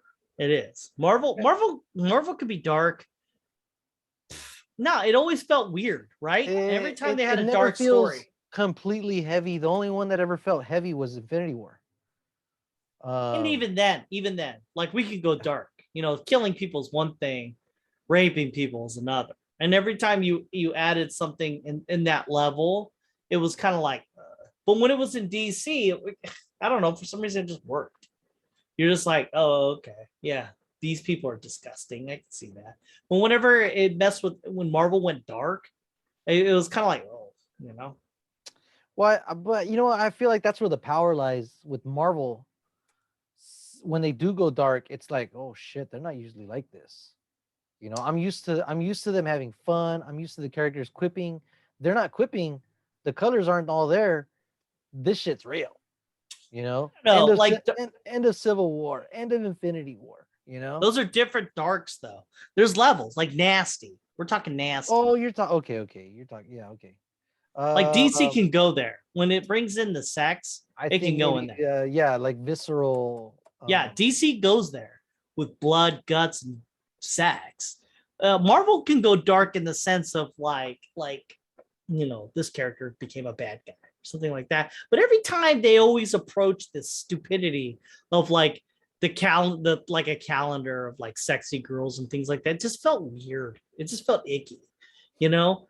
I don't know. It's just, and I felt like James Gunn is more attuned for that nastiness, you know. And Yeah. and so for like when you watch that you're movie, saying it, I'm trying to think of other examples. Watchmen comes to mind. yeah, that's all DC, you know. Yeah. Yeah. Like if you're watching like fucking Black Panther get it on with another chick, it'd just be gross, right? But like when Watchmen, they have all these like random nasty things. You're just like, makes sense. Like you can see Batman banging some chick, you know, and they're like, oh. But like it's more doable than Captain America getting it on with people. Yeah. Because you had the Ultimate Universe, and they had dark shit like that. But it felt like that's when it went like when the comics went downward.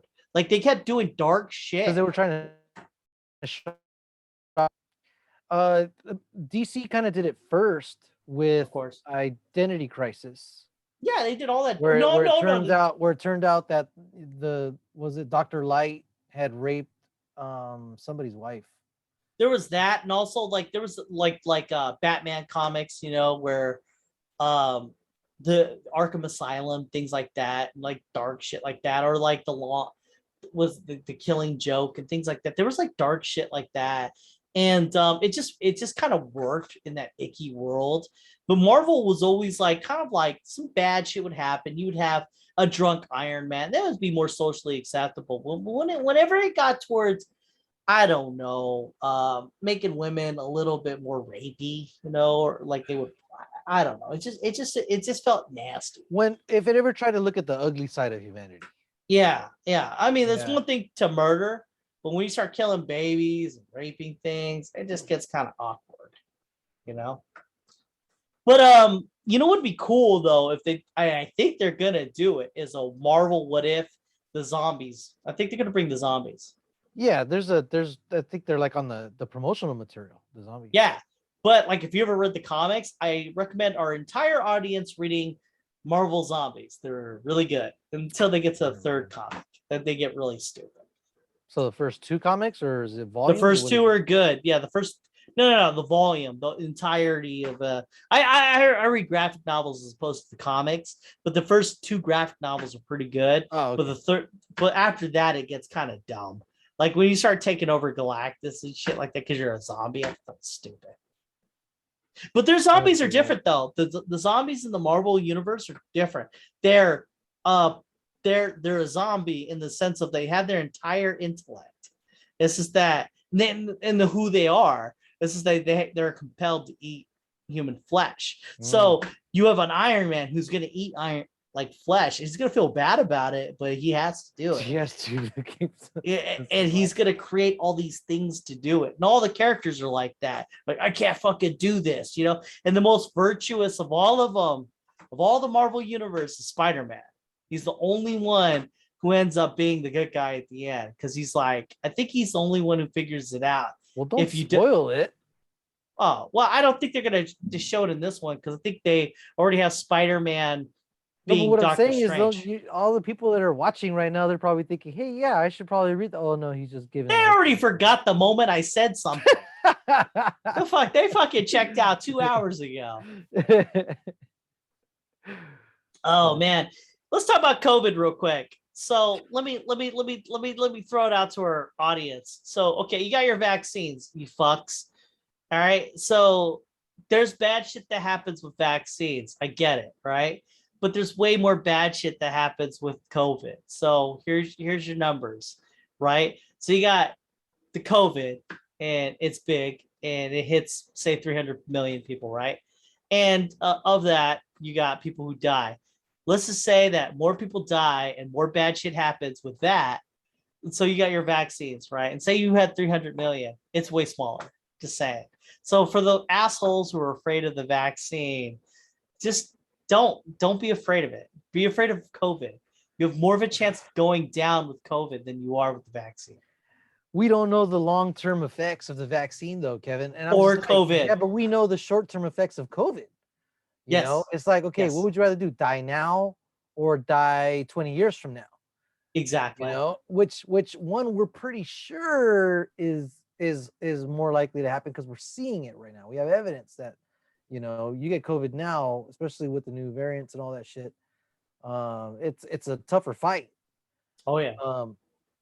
But you don't want to take the COVID vaccine because it might do something to you later. Exactly. You know what sucks is like the so like you'll take a Viagra and trust Big Pharma there, but you won't take a vaccine because you don't want to trust Big Pharma. Or they'll eat stuff with all kinds of different chemicals in it and corn syrup and shit, or they'll smoke cigarettes, you know, and do that kind of crazy shit. But the vaccine, that's hell no, we won't go. Like, okay, so all right, here we go. So you got the flu vaccine, right? And everyone's just getting it. Nobody gives a shit. Then H1N1 happens, bird flu. And when that became a thing where that's built into the vaccine, nobody gave a shit. Like, you right now, if you get a flu vaccine, guess what you're vaccinated from? H1N1. Nobody gives a fuck. Nobody cared. It was politicized, dude. It was politicized. Yeah. It was turned into a weapon for getting votes, and that's unfortunate, man. That it is, man. It really, like, and like the thing is that if the vaccine worked like this, 100% you're not going to get it, then I wouldn't give a shit. But how vaccines work is you need everyone to get it, and therefore you got that herd immunity. But with the argument I was hearing is, you need to get hurt before the vaccine. You need to get herd immunity by getting it. And I'm like, wait, what? Huh? Wait, that's a vaccine sentence. Right. Is it? Well, it's because there's different types of herd immunity, right? But when you're saying herd immunity, there's a type where you let all the people that are susceptible to getting sick die, and then all the ones that have, you know, a natural immunity to it end up passing that along to the rest of the herd. I agree. That's natural herd immunity. But vaccine herd immunity, you know, the way we do it now, so that people don't die. That's we really screwed the pooch on this whole vaccine thing. You know, like when it comes to vaccines, it's like we just forgot. And it's funny too. Okay, so like another thing. But Kevin, I'm a liberal, so my natural tendency is to blame Trump, right? But he was at a thing where he said, you know, I believe in your individual freedoms, you know, and you do what you got to do, but, you know, just go get the vaccine. And he got booed. He got booed for saying go get the vaccine. So it's not something he created. It's definitely something that he normalized and you know, kind of gave people that hall pass to go ahead and be out about their ignorance, um, it's something that's always been there. Yeah. And left or right, they always kind of just found a way to get people to do what they should do, like you're saying. H1N1's a thing. Okay, let's just slip it into the flu vaccine and send it on its way. Yeah. Yeah. Go ahead. Well, so all right. So the mRNA vaccine gets such a bad rap because it's so new to people, but not really. It's been around for a while. And the thing with the mRNA vaccine is your heart gets bigger, it inflames. And that's been a known thing for a while. So the argument would then be, oh yeah, this RMR vaccine will create this, enlarged heart, whatever the fuck, right? And I'm like, if and this is, I blame you liberals for this shit. It's if you just told the truth and said, hey, look, vaccines can cause some bad shit, but COVID will cause bad shit more. And therefore, exactly. And so therefore, here's your numbers, 5 out of 10 is gonna suck for you for COVID, but like 1 out of 10 is gonna suck for you for vaccine. So I mean, they should have been more upfront about how bad mRNA are rather than people looking it up. That doesn't matter though, Kev. There's already a distrust that's been there since even before that. So you could explain it that way. And I'm not gonna say the Democrats didn't drop the ball, they did. But there's always that extreme that no matter what, like, okay, it's FDA approved. So what? That's the federal government. Of course they're gonna approve it. It's their vaccine. Yeah, exactly. They want people to get microchipped. What do you think they weren't gonna approve it? And you can say, well, why didn't they approve it a year ago? To convince you that they actually did do. There's always a fucking argument, There's always some explanation to justify the conspiracy theories. And so as long as people are listening to that, we might have to hit natural herd immunity by ignorant people dying off, is what I don't want that to happen. But I'm just saying, it's like, it's almost like that's what they want to happen. Yeah, I guess, because if it was a thing in which we can work, and if you got COVID, like the flu, for instance, if we had a person who had the flu, they would have the flu and they would close the site down. All this shit would happen. You know what I mean? But for COVID, though, in particular, they close everything down. And so life isn't getting back to normal. Like flu. I mean, when someone got the flu, it wasn't a big deal. Our society would still run. People wouldn't get vaccinated. That's on them. Yeah, but COVID, flu, it's stay home, drink lots of water, try not to puke. If not, they would come into work and infect people, but the job would still keep moving forward. We would never lock down. So COVID is a thing in which it's locking down. So here are the two options. Either people get vaccinated so that we don't ever lock down ever again, or we just admit that people are just going to die. And you can get vaccinated. That's an option, but don't lock down ever. And then people will die. So therefore, that's what we need to go to flu level. But it seems, if you look at what they're doing, that almost seems to be like the Republican stance on things, right? Let's just go and let the chips fall where they may. I think that's where we should go. If we can force the vaccine on everyone, then yes, let's do that. If we can't, then let's just let it happen. It's FDA approved now. You can fucking make people get the vaccines, just like. And they're doing that with the military, which fucking bothers me, because when I was in the military, you weren't having that whole conversation like, oh yeah, I don't want that vaccine. You just get the fucking shot and you shut the fuck up.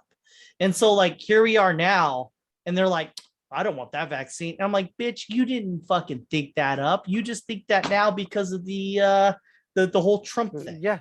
The far reason why you care. Far right thing. Yeah. It saddens me when I hear people talk about microns and shit. about this and that and the mask.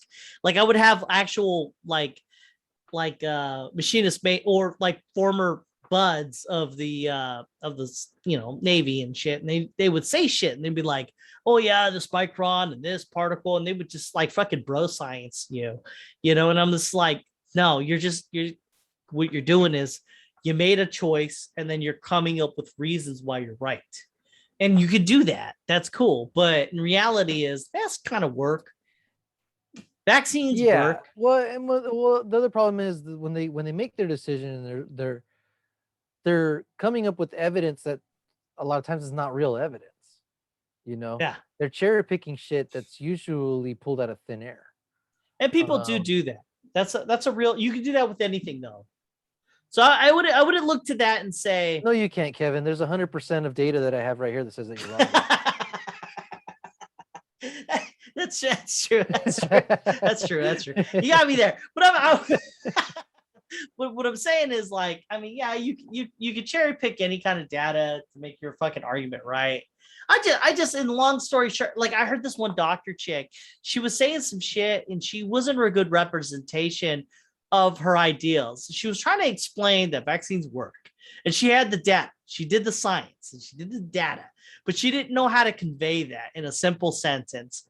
Look, bad shit happens if you have COVID, less bad shit happens when you have the vaccine, but she couldn't do that. She couldn't make that leap. She was too busy saying that it's this amount of numbers, comorbidity, this and that. They don't and then like big words. When you use big words, some people they're like, "Oh, you fucking think you're better than me because you're using big words." Fuck you. Exactly. And I'm just like, the only reason why I bring this up is because I work 12-hour shifts that go into 14 hours straight with no break over this COVID, and I'm having this argument in the sense of this: I don't care if you die. I don't care if you get COVID or what your beliefs are. And then you're telling me that. I have to ask a question in my screening process when I check you in. I have to ask you if you're vaccinated. It's not like I want to know or care, but I ask, are you vaccinated? And then they say, fuck, no, I wasn't. And then I'm like, here we go. In my head, I'm thinking, here we go. You're going to explain to me your fucking stupid ideology on why you don't want to be vaccinated. And then I go, so what medications are you on? And then for some fucking reason, you're taking all these medications. But fuck, Big Pharma for a second ago was bad. And then in the breath of a sentence, Big Pharma is now bad when you took your lisinopril for your blood pressure or Viagra for your fucking boner. What the fuck ever. Which gives you like explosive diarrhea and flop sweats. Yeah, I mean, like people like if you look at the side effects for all the meds that are out there, they're pretty bad. But I am not getting a lot of pushback on that. But for fuck's sake, man, you get the vaccine and you're like, oh, but what about this, and this? I'm like, well, shit, motherfucker, you're taking metformin, you're taking lisinopril, you're taking Xarelto. I mean, you're fucking dying, but like, you're taking all these meds, and you're like, oh, okay, this is what I have to do. But the government just so happened to pick the vaccine as a thing. Yeah, or Big Pharma. Again, it's been politicized in a way that people dig in, and it's almost like to back down is to admit that you were wrong about something that you were so vociferous about. You're so loud about something, and you're so like, yeah, this is it. And I think it's hard for people to come back from that and admit that they were wrong. It sucks too, because like we don't know the long-term effects of like COVID, and then it's looking like your heart's getting bigger, like it gets inflamed. So like you who did not get COVID will live that life, and your heart may get big, whatever. And then you who have COVID, your heart might get bigger over time, and so like you might be prone to a heart attack more so than you were before. But we don't know that yet because you haven't died yet. So, I mean, we haven't seen enough people die yet. Yeah. And so like, we're waiting for like that long-term COVID. So if you could have just avoided it, you would have just been able to not have that exploding heart syndrome or something like that, or some kind of blood clot or whatever. And like, and people don't give a shit about that. And like, I really do think this is more of a thing in which the government knows that we had a hand in it, but we don't want to say that. So that's why I think they're going so hard on this whole vaccine thing. Because how do you admit that you're part of this problem?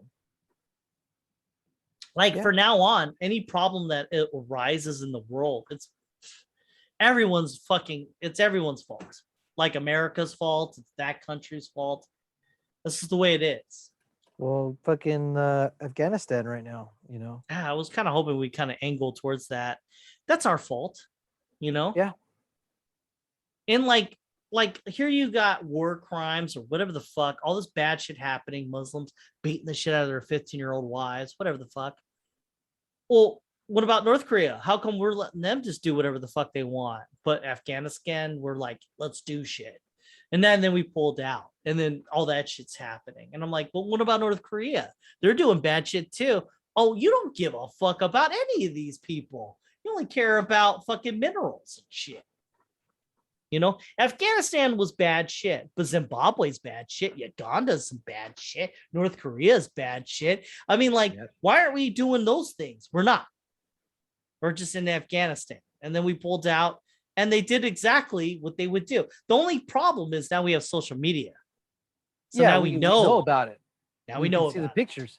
And it's not like that shit's never happened before. Mm-hmm. They're trying to say, oh, this is worse than Vietnam, and this and no, a lot of fucking people got murdered in Vietnam. There's a really famous picture of this general shooting a guy point blank. Right? It's actually video. You know, you see this guy getting executed. The military that's executing that dude was backed by us. Yeah, he was U.S. backed. So you know, no matter what, anytime we've left somewhere, you know, in this way, it's always been fucked up, right? The alternative was, okay, we do what we did in Japan, stay there forever. Yeah, you know, and Japan's kind of easy because it's a fucking island, so we could control who was there and who wasn't there and really win their hearts and minds over fucking 50-60 years, right? Over there it's too dynamic, it's constantly fucking changing. It's true, you know, like right now we're at ISIS-K, you know, when we started with ISIL, and then the Taliban. This is a new Taliban supposedly, but they still got remnants of the old Taliban. Their dude that's running the Taliban right now was actually one of the leaders in the old Taliban. It's like, well, then how the fuck is this a different Taliban? You know? No, but like with Japan, no, you struck on a good chord there. So with Japan, the problem was they had a god, and then what we did was we attacked him, and he's human, and we're good. So we could take over. If it's not just an island, if it was a country, as long as you attack the god, you know, you're good. The problem with the Muslim people is that there's no one person that is the figurehead. Yeah. So we take out one guy, then another one pops up, and that's just the way it's always going to be. North Korea, though, I have a feeling, though, if you take out their god, you're good. Problem. China. I don't know. Yeah. For whatever reason, China's attached to it, and China doesn't have a god.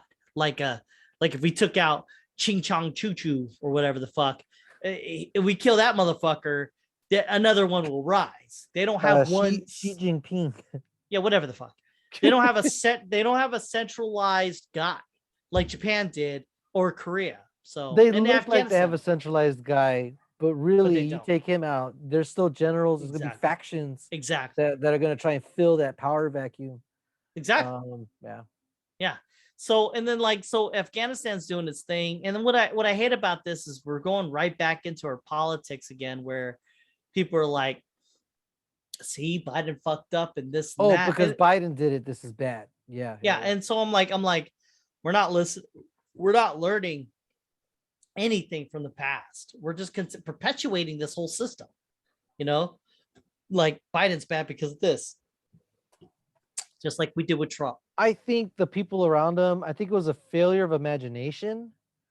The variable they didn't account for is that Pakistan is backing this new Taliban, and they didn't think about, okay, if we're going to leave, Pakistan's going to let a bunch of people flood in from their border. And that's really going to fuck up our calculus, because that's really what happened. we're leaving, and so it wasn't just ISIS coming in from the south. It ended up being ISIS coming in from the south and new Taliban and all the radicals coming in from the east. Well, I read a And- couple of articles. They had been already slowly taking over. Providence is left over, and it's Well, just when we pulled out, they just took the capital was number 20 of the 30 countries they took over. Yeah, and yeah. I mean, they were already moving in. Yeah, Ever it since was only a matter of time. Well, it was ever since last year, when Trump signed that agreement, which I wasn't totally against, but I think we could have got better terms, right? Um, I was okay with leaving Afghanistan, but then again, we only had like 3,500 people over there, Yeah, and they were really the ones coordinating, and kind of giving spirit to the fight of the Afghan army. yeah. And we leave, all of a sudden they're like, fuck, all the dudes that know what the fuck they're doing are gone. We don't know what the fuck to do. Let's get the fuck out. Yeah, I wonder what's going to happen now if we just pull out. It sucks that hey, rule 1, when you pull out, take all your troops out first. Like we lost 12 12 service members today. And then because we did that, now we have to do something. And I think that if we had just pulled out, either China or Russia would have just took over, and we would have just let that part of the country go. Well, the whole visa system had been gutted under Trump. Yeah. So that's why you had so many people trying to get out that should have gotten out, not able to get out. Not the American soldiers, though. Well, you still need them to kind of maintain stability while everybody gets out. If we'd have got out, that visa system stops as soon as our last boot leaves. That's not a thing anymore. You're fucked. We were there for 20 fucking years. We didn't do shit. And we couldn't get people out. Well, there's even reports that Mike Pence was like, why are my people that he was trying to get out, why are they still on a fucking wait list? What's going on? Turns out there was only one guy processing visas for a whole fucking country. And so that whole system had been gutted. And again, I mean, I hate to look backwards, but it's the reality, that Biden was set up to fail. The deal was made in November. Why? It's an election. Why are you making a deal? I theorize that you could make that argument for Trump, for Obama going into that time. You know what I mean? Like that too, yeah. The whole everybody's always bagging the last guy. The Iran nuclear deal, but that was the Iran nuclear deal. That was a big deal, right? Because that was a multilateral. That was a whole bunch of fucking people coming together. No, but I'm saying you get lost in the weeds when you start doing the whole last president. I understand, but the problem is like we kind of had to stick to the May 1 number, which we didn't, using a bunch of tools that were not optimized to help us get out by May 1. And at the same time, we're having to deal with all this fucking transition shit and all these politics and COVID. Really, this was probably not the time to leave. This probably I agree. This probably was not the time. Why is he doing something like it was really Trump was trying to do it to get attention away from COVID, is what it was. Signing that deal at any cost, because we didn't get shit out of it. We got nothing out of it. The only thing they said is we're not going to target US. I remember when Obama was in power, we were like, we should stay there forever. And I was like, we were sending more people. Yeah, we were sending more people. He sent like another 10,000 people. Well, no, that was McCain's big push. He wanted to, like before Obama took the second 4-year term, he wanted to keep a military presence there forever. And that was one of the reasons he lost, is because of that. And I was just like, I guess, like, because kind of like Japan, but I was like, I don't know. No. When it was McCain versus Obama. Oh, right. Okay, got it. Yeah, it was like it was satirized, and it was made of a joke that McCain would say something like that. And like at the time, I was just like, I don't know, maybe this is the time to pull out. And I think that's when it was. But we stayed there so long, we should have kept on until the fucking COVID would have been fixed. who would have thought that a disease that we made would do such a thing, you know? Oh, wow. Hey, I got to go. So, as always, if you like our podcast, please like and subscribe. Another week hiatus because I'm going to San Diego to visit my brothers and party on for a bunch of days. We're gonna get so fucking drunk, dude. I've lost so much weight so I can gain 40. Let's do that. I've lost 30 bodies pounds up. so I can gain 60 pounds. Fuck these bodies up. And always be the better person than you were yesterday and stay frosty.